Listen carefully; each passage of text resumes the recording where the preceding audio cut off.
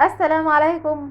النهارده هنعمل مع بعض سجق لذيذ. يلا نشوف مع بعض ايه هي المكونات. يلا بينا. ادي ده نص كيلو سجق، وده قرن فلفل رومي، ومعاه قرن الفلفل الحامي، ودي بصلايه كبيره انا قطعتها وبشرتها كويس قوي، ودي معلقه توم، ودي دول حبتين من الطماطم. ماشي، يلا بينا. وهنا انا حطيت معلقه زيت في الصينيه، تمام كده، وسخنتها كويس قوي، وبعدين نزلت بالسجق بتاعي هديله تشويحه وبعدين ارفعه من على النار. وادي اهو، شايفين بعد ما تشوح معايا، شايفين طبعا ان هو بيبك الدهون اللي فيه. دي كلها معلقه زيت، وممكن كمان ما نحطهاش لو مش حابين لان هو بيبك منه فيه. وادي بعد ما تشوح معايا بالشكل ده هرفعه من على النار في نفس الطبق اللي احنا نزلناه منه. وادي بعد ما رفعته نزلت في نفس الدهون اهي، نزلت بيه البصلايه بتاعتي، البصله بس، تمام كده. نديها تشويحه شويه كده وبعدين ننزل بالثوم. وادي البصله معايا اتشوحت اهي، نزلت بالثومه هي كمان اديها تشويحه معاها كلها. وادي بعد ما تشوح الثوم والبصل هم مع بعض طشتها بالحتت الطماطم اللي احنا مقطعينها مع بعض، تمام كده. ادي الطماطمتين اللي احنا قطعناهم طشيناها بيها. هنستنى ان هي الطماطم بتاعتي تدبل شويه. وادي اهو وهي بتجهز كده جهزنا التوابل بتاعتها.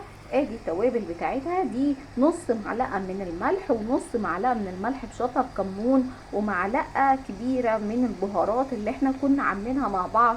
دي كفيله ان هي بقى فيها كل انواع البهارات، تمام. هننزل بيها على الطماطم والبصل والثوم ونقلبها كويس.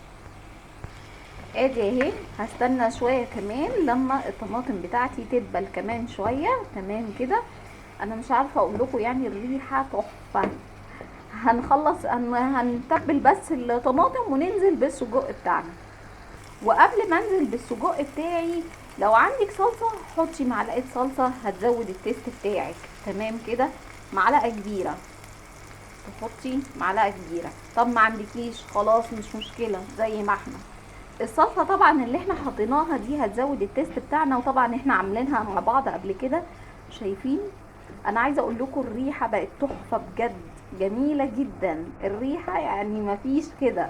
اللي هو بتاع ده الصلصه كمان زودت التيست، خلتها اللي هو ريحتها جميله. والله انا جوعت.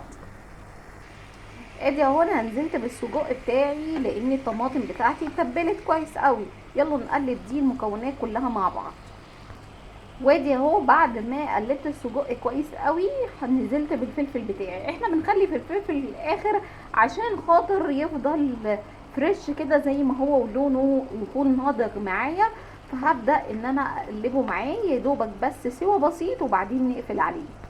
وادي اهو بعد ما خلصته خالص، شايفين شكله عامل ازاي؟ جربوه مش هتندموا، طريقة حلوة جدا هتعتمديها في مطبخك وهتشرفك قدام جوزك وعيالك ولو عملتيها في العزومات بجد جميلة جدا. بيبقى حلو قوي جنبها لو عملتي شوية مكرونة او عملتيها سندوتشات فينو في قعدات بالليل كده، بتبقى حلوة قوي في الروقان. اشوفكم على خير في فيديو جديد، والسلام عليكم ورحمة الله.